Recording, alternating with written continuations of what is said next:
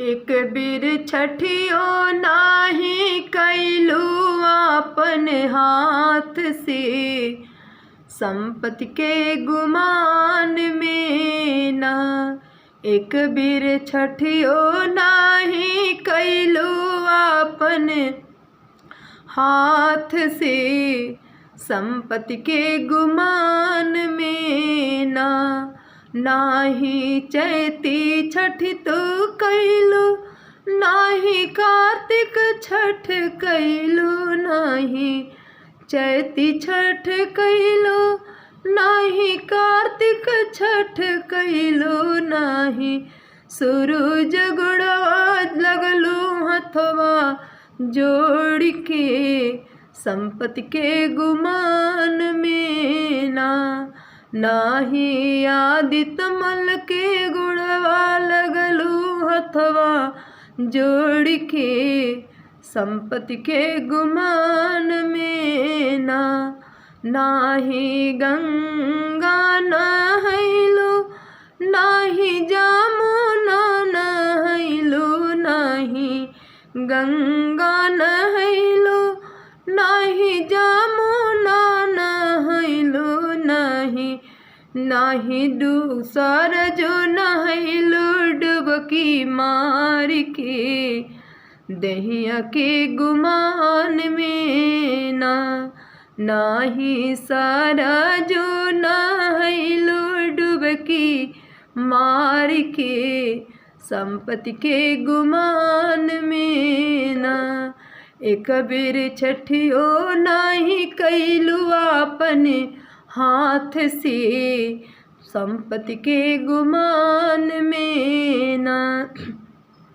नाही माता के सेवा कैलू, नाही पिता के सेवा कैलू, नाही सास के सेवा कैलू, नाही ससुर के सेवा कैलू, नाही गुरु चरणिया छुअलू अपना हाथ से, दहिया के गुमान में ना।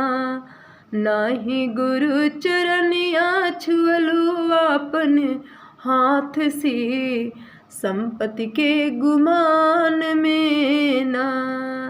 एक बीर छठियो नाही कैलू अपन हाथ से, संपत्ति के गुमान में ना। नाही चैती छठ तो कैलू, नाही कार्तिक छठ कैलू, नाही चैती छठ कैलू, नाही कार्तिक छठ कैलू, नाही सूरज गुड़वा लगलू हथवा जोड़ के, संपत्ति के गुमान में ना। नाही सूरज गुड़वा लगलू हथवा जोड़ के, संपत्ति के गुमान में ना।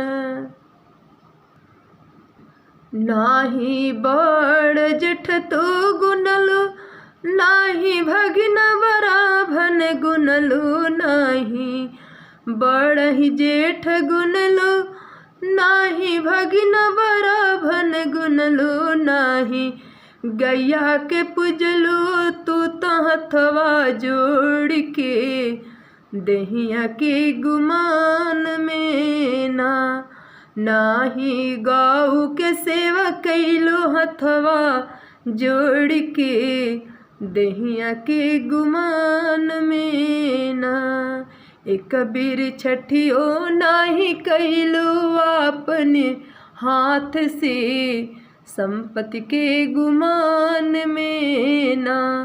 नाही चैती छठ तो कैलो, नाही कार्तिक के छठ तो कैलो, नाही चैती छठ कैलो, नाही कार्तिक छठ कैलो, नाही सूरज गुड़वा लगलो हथवा जोड़ के, दहिया के गुमान में ना। नाही गुरु चरणिया छुअलो हथवा जोड़ के, संपत्ति के गुमान में ना। नाही गऊ के सेवा कैलू अपना हाथ से, संपत्ति के गुमान में ना। अगर हमारा वीडियो अच्छा लगी तो एक लाइक ज़रूर करब जा। हर हर महादेव, जय श्री कृष्णा, जय छठी मैया।